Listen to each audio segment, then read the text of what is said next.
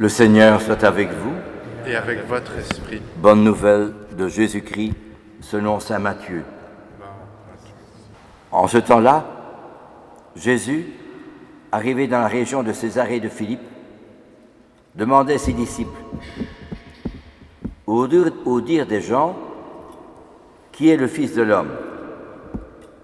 Ils répondent, pour les uns Jean-Baptiste, pour d'autres Élie, pour d'autres encore Jérémie ou l'un des prophètes. Alors Jésus leur demanda, et vous, que dites-vous? Pour vous, qui suis-je? Alors Simon-Pierre prit la parole et dit, tu es le Christ, le Fils du Dieu vivant. Prenant la parole à son tour, Jésus lui dit, heureux es-tu, Simon, fils de Jonas? Ce n'est pas la chair et le sang qui t'ont révélé cela, mais mon Père qui est aux cieux. Et moi je te le déclare, tu es Pierre, et sur cette pierre je bâtirai mon église, et la puissance de la mort ne l'emportera pas sur elle.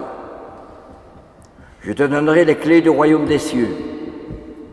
Tout ce que tu auras lié sur la terre sera lié dans les cieux, tout ce que tu auras délié sur la terre sera délié dans les cieux. Alors Jésus ordonna aux disciples de ne dire à personne que c'était lui le Christ. Acclamons la parole de Dieu. Louange à toi, Seigneur Jésus. Qui est le Fils de l'homme? Et vous, que dites-vous? Pour vous, qui suis-je? C'est une parole qui s'adresse à chacun et chacune d'entre nous, et à moi certainement. Qui est le Christ pour moi? C'est le centre de toute ma foi, de toute notre foi. Que cette réponse que je donne, tu es le Christ, le Fils du Dieu vivant. Comment et quel impact le Christ a-t-il dans ma vie? Quel rayonnement a-t-il? Quelle influence le Christ a-t-il encore à travers les événements de mes journées, le matin, midi, soir, l'après-midi, dans mes relations, dans mon travail quotidien? Quelle influence le Christ et son évangile ont-ils dans ma vie quotidienne? Et c'est de la profondeur et de la vérité de ma réponse que dépend vraiment la vérité de ma foi. Vous le savez, ces derniers jours, et vous avez vu à la télévision, ce jeune homme qui a été tué sur un quad, je ne sais pas comment on appelle cela. Et alors, ça fait à la une des médias. Et comme j'habite à Herstal, j'ai vu, à partir d'Oupey, toutes ces voitures, 60, 70, 80 voitures qui klaxonnaient. Si je ne m'abuse, c'était vendredi, vers 10 heures. C'est assez étonnant. Et alors on dira, c'est de la faute de lui ou de la faute du policier ou que sais-je encore. C'était la même chose qui s'est passé aussi en France il y a 2 ans, ou il y a 2 mois, d'un jeune qui a été tué. Et alors on dira, c'est la faute de ceci et de ça, et on dira. Mais la vraie raison, frères et sœurs, c'est que notre société a perdu les vraies valeurs. Quand on a fait la marche, il y a 30 ans pour Julie et Mélissa, c'était encore des valeurs de la famille, de l'honnêteté, de l'éducation, de l'attention à l'autre, de l'honnêteté. Mais aujourd'hui, quelles sont les valeurs que notre société présente? Jean-Paul II, le pape Jean-Paul II disait « La culture d'aujourd'hui est une culture de mort. » Car si je regarde la télévision, je ne la regarde pas, mais où j'entends la radio, on parlera toujours de faits divers croustillants. S'il y a du sang qui coule, c'est intéressant. De violence, de guerre, de ménages qui cassent, de ménages où il y a la violence. Mais on ne montrera pas les vraies valeurs, des exemples. Je pense à cet officier supérieur de gendarmerie, Arnaud Beltrame, qui a pris la place d'une personne qui est allée comme otage par un violent, un type qui était violent et qui a été tué et qui l'a fait, il s'est offert à la place d'un autre. Ça, c'est une valeur positive. Mais quelle anthropologie, ou plutôt, quelle valeur de l'homme notre société montre-t-elle aujourd'hui? Voyez-vous,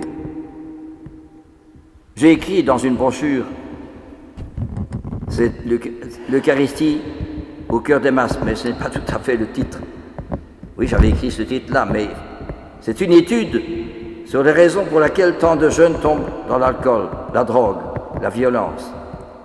Moi, j'ai connu des jeunes qui étaient très gentils, très bien, mais une fois qu'ils tombent dans la drogue, ils deviennent violents et dangereux. Ce sont des bombes à retardement. Alors vous me direz, moi, ça ne m'intéresse pas, hein. Je n'ai rien à voir là-dedans. Ah si, parce que la société, c'est chacun et chacune d'entre nous. Et moi, le premier, la société, c'est chacun et chacune d'entre nous. Et a fortiori pour la société, a fortiori pour l'Église. Je suis chacun et chacune d'entre nous, je suis l'Église. Ce n'est pas le pape ou les évêques ou... Non, je suis l'Église. Et l'Église n'a d'importance que si moi, je suis vraiment disciple du Christ. C'est pour cela que ce jeune qui a été tué, eh bien le Christ me dit, et toi, que fais-tu pour l'Église? Que fais-tu pour la société? C'est la question que posait notre Seigneur à Caïn. Qu'as-tu fait de ton frère? Et il nous la pose aussi, chacun et chacune. Si, quand j'avais 30 ans, le temps passe évidemment, et qu'il y avait des jeunes qui venaient au foyer, je ne m'attendais pas du tout à faire cela. J'aurais pu dire non, je ne veux pas, laissez-moi tranquille, je veux avoir une vie de paix et de silence. Laissez-moi tranquille. Mais ils étaient là. Alors il fallait que je sois honnête avec notre Seigneur et l'Évangile et les saints. Voyez-vous, si j'avais dit non, justement, c'est des milliers de jeunes que je n'aurais pas accueillis pendant tant d'années. Je ne m'en prévaut pas du tout. C'est notre Seigneur qui compte. Voyez-vous, vous me direz, mais chez moi je suis seul. La petite Thérèse aussi était seule. Elle n'a jamais quitté son cloître. Cependant, elle était proclamée patronne des missions. Elle qui n'a jamais quitté son cloître. Cela veut dire pour nous-mêmes, dans le cœur de l'Église, je serai l'amour, disait la petite Thérèse. Eh bien, nous aussi, nous sommes appelés, dans le cœur de l'Église, je serai l'amour. Cela veut dire que quand je vais à la messe et que je communie, c'est un feu que je reçois, un feu qui me brûle. Si ce n'est pas ça, la communion, ça ne sert à rien. Si je compte un petit peu, je me contente dans mes pensées, mes idées, dans mes intentions. Mais notre Seigneur veut le feu. Je suis venu allumer un feu.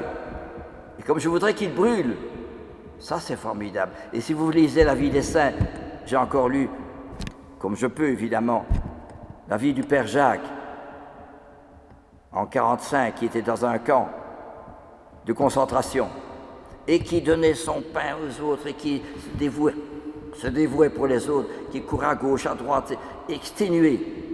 Et quand les Américains sont venus, il a pu aller dans un hôpital, mais il était à la fin, il n'en pouvait plus. Le Père Jacques. Et le titre, c'était « Adieu les enfants ». Il y a un film qui a paru sur sa vie. Un exemple magnifique, merveilleux. Mais aujourd'hui, que nous montre-t-on comme exemple? C'est cela, nous sommes chacun et chacune responsables. Vous me direz, mais je ne travaille pas à la RTB, je ne travaille pas à RTL, mais nous sommes chacun et chacune responsables. Chez nous, tout seul, je peux sauver des âmes. C'est cela qui est important, que nous puissions redécouvrir que par la communion et par la Sainte Messe, on remet la croix au-dessus de l'autel. C'est Jésus qui continue à donner sa vie aujourd'hui. Et Jésus me demande que je communie à donner ma vie. Ça veut dire, je ne veux laisser échapper aucune parole, aucune action. Profiter de toutes les plus petites choses et de les faire par amour. Et c'est cela qui est important, par amour de Jésus. Ce n'est plus mon amour égoïste égocentrique, je fais les choses parce que j'aime bien, ça m'intéresse. Je me souviens de personnes, chrétiens, qui allaient à la messe dans une paroisse. Et maintenant, ils ont quitté la paroisse, ils vont dans une autre. Et je demande, mais pourquoi? Parce que là, le prêtre parle bien, parce qu'il ceci, il est chant, il y a ceci, etc., etc. Et pourquoi est-ce qu'on va à la messe? C'est pour me contenter ou bien c'est pour le Christ? Il faut que je m'oublie moi-même, c'est pour le Christ que je viens à la messe. Et pas parce que c'est beau, il y a ceci, etc. Non. C'est important de redécouvrir la foi. C'est ça dont nous avons le plus besoin aujourd'hui. Il y a quelque temps, j'étais invité dans une famille où il y avait 3 enfants, mais les parents avaient adopté 2 enfants trisomiques, handicapés.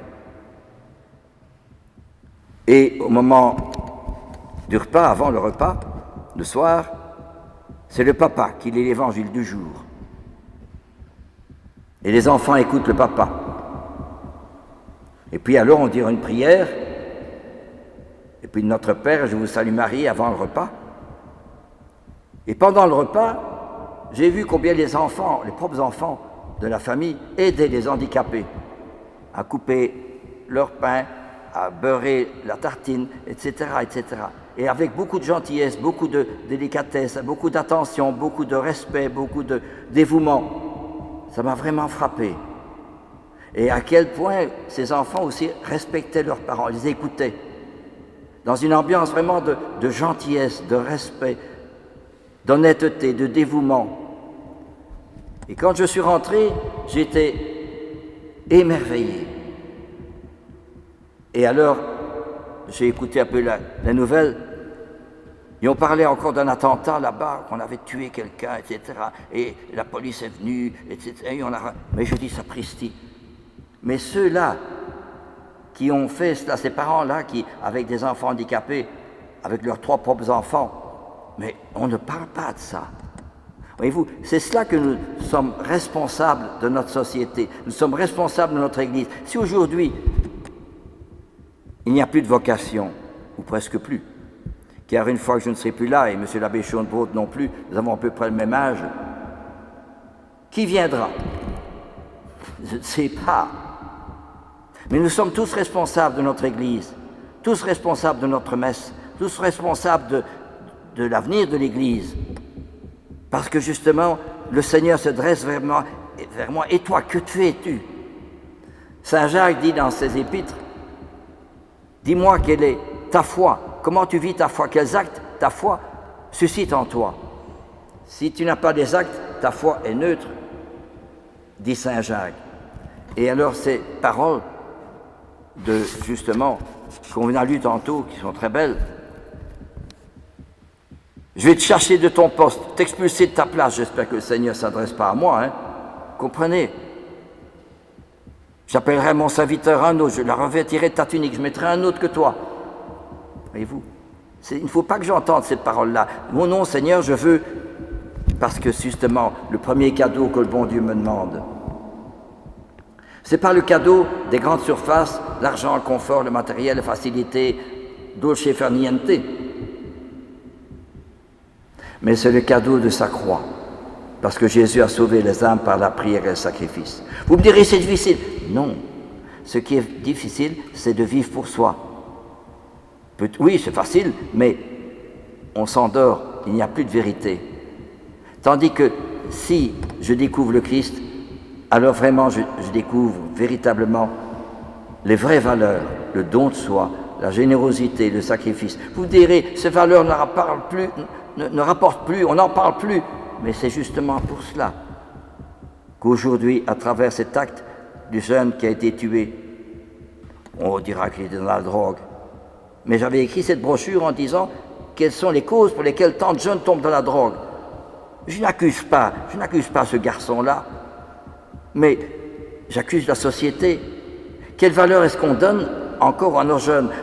L'autre jour, j'ai écouté à la radio, et on dit que l'école va reprendre demain, l'école primaire. Et alors, pour l'école primaire, on va donner aux enfants une éducation sexuelle, des enfants de 10-11 ans. Et on parle de la philosophie du gender, du genre. Je me souviens d'une maman qui me téléphonait un soir, toute apeurée et toute triste, et qui pleurait au téléphone. Et qui me disait, Monsieur l'abbé, priez pour moi, priez pour ma fille. Parce qu'elle a 18 ans, mais après-demain, elle veut se faire opérer pour changer de sexe. Comprenez, frères et sœurs, la pauvre maman qui pleurait au téléphone. C'est terrible, hein? Voyez-vous, nous sommes tous responsables. Bien sûr que la jeune fille l'a fait. Mais est-ce qu'elle est heureuse maintenant? Je n'en sais rien. Ce n'est pas certain. Eh bien, voyez-vous, notre Seigneur aujourd'hui, plus que jamais, à travers les événements, parce qu'aujourd'hui il y a la marche à 2h, à 14h pour ce jeune qu'on est tué. On est contre la police, on est pour le jeune, ou bien on est contre le jeune et pour la police. Peu importe, c'est une crise de société dans laquelle nous vivons. Nous avons perdu les vraies valeurs. Pourquoi? Dans cette famille, on se mettait à genoux avant de commencer le repas. Et on priait. Eh bien, je vous assure, j'en ai été émerveillé. Voilà la vérité. Alors, c'est cela qui compte. Bien sûr, on me dira, mais mon petit-fils, il s'est marié, mais il ne va jamais à messe. Et on fait une messe pour lui, et puis après, il n'y va plus. Ça sert à quoi? Et c'est vrai, c'est juste. Je comprends très bien. Et le prêtre est en partie responsable. Mais que faire? Eh bien, il nous faut des témoins qui vivent l'Évangile, qui vivent en suivant Jésus. Quelle est l'importance que je donne pour imiter Jésus dans sa prière, dans son esprit d'immolation, dans sa pauvreté, dans son don de soi, dans son apostolat, dans son esprit d'immolation, dans son sacrifice pour les autres? Est-ce que je vis l'Évangile? Est-ce que j'ai soif de vivre le Saint-Évangile et de le mettre en pratique? Alors oui, il y aura justement l'avenir de l'Église est là, mais pas ailleurs. Et c'est à chacun et chacune d'entre nous que Jésus s'adresse. Et toi, qui suis-je pour toi?